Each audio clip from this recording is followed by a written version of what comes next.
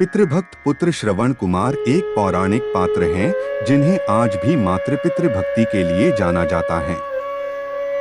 इतिहास में मातृभक्ति और पितृभक्ति के लिए श्रवण कुमार का नाम अमर है। हिंदू धर्म ग्रंथ रामायण में श्रवण कुमार का उल्लेख है। श्रवण कुमार के माता पिता श्रवण अपने माता पिता से अतुलनीय प्रेम करते थे। इनके माता पिता नेत्रहीन थे, इसलिए वो उनकी अत्यंत श्रद्धापूर्वक सेवा करते थे। श्रवण की मां ने उन्हें बहुत कष्ट उठाकर पाला था। श्रवण अपने माता पिता के कामों में बहुत मदद करते थे। घर का सारा काम जैसे नदी से पानी भरकर लाना, जंगल से लकड़ियां लाना, चूल्हा जलाकर खाना बनाना आदि श्रवण कुमार ही करते थे।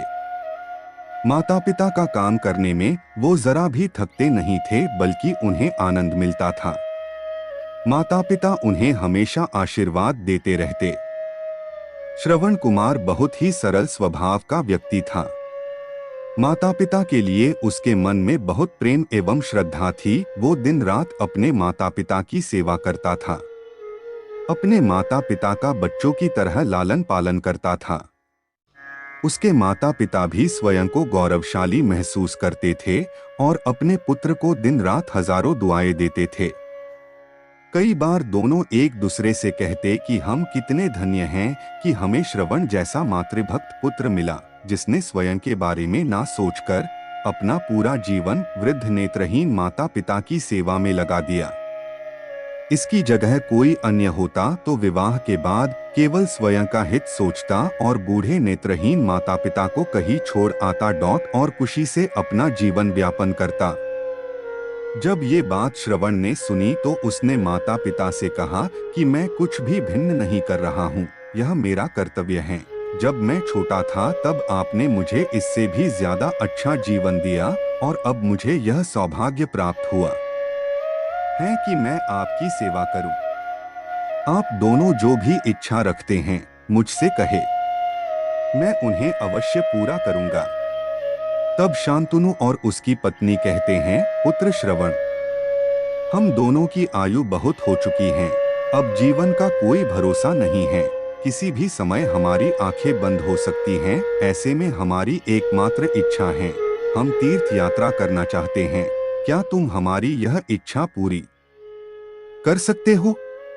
श्रवण कुमार अपने माता पिता के चरणों को पकड़कर अत्यंत प्रसन्नता के साथ कहता है, हाँ पिताश्री, यह तो मेरे लिए परम सौभाग्य की बात होगी कि मैं आप दोनों की इच्छा पूरी करूं।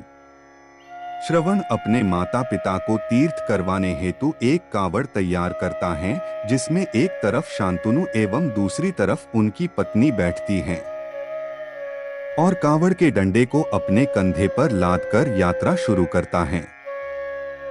उसके हृदय में माता पिता के प्रति इतना स्नेह है कि उसे उस कावड़ का लेशमात्र भी भार नहीं लगता। अपने पुत्र के इस कार्य से माता पिता का मन प्रसन्नता से भर उठता है और वे पूरे रास्ते अपने पुत्र श्रवण को दुआएं देते चलते हैं। श्रवण कावड़ को जंगल में रखकर हाथ में पत्तों का पात्र बनाकर सरयू नदी से जल लेने जाता है। उसी समय उस वन में अयोध्या के राजा दशरथ आखेट पर निकले थे और उस घने वन में वह हिरण को शिकार बनाने के लिए उसके पीछा कर रहे थे। तभी उन्हें घने जंगल में झाड़ियों के पार सरयू नदी से पानी के हलचल की आवाज आती है।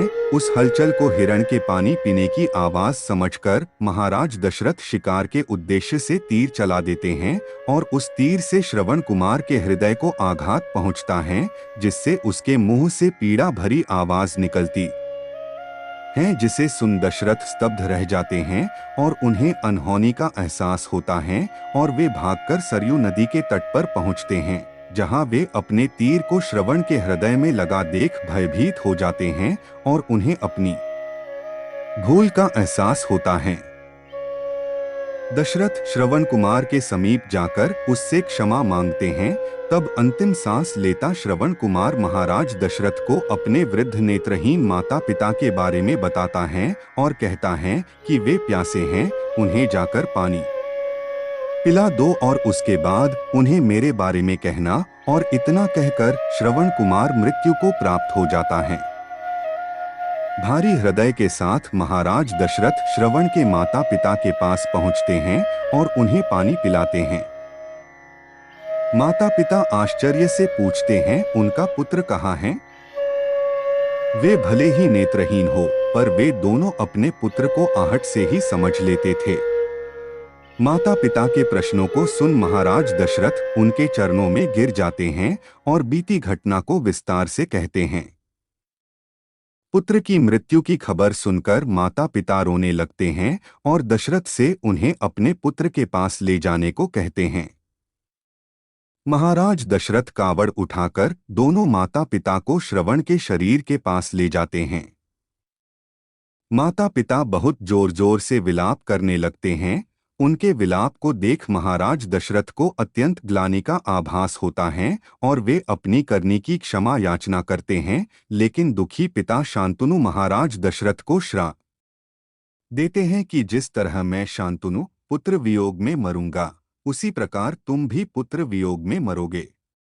इतना कहकर दोनों माता पिता अपने शरीर को त्याग मृत्यु को प्राप्त हो जाते हैं।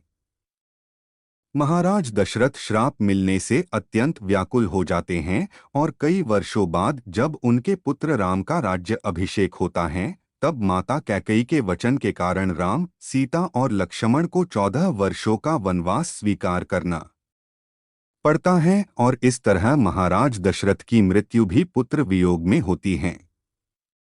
अपने अंतिम दिनों में उन्हें शांतनु के कहे शब्द याद आते हैं और वे राम के वियोग में अपना शरीर त्याग देते हैं।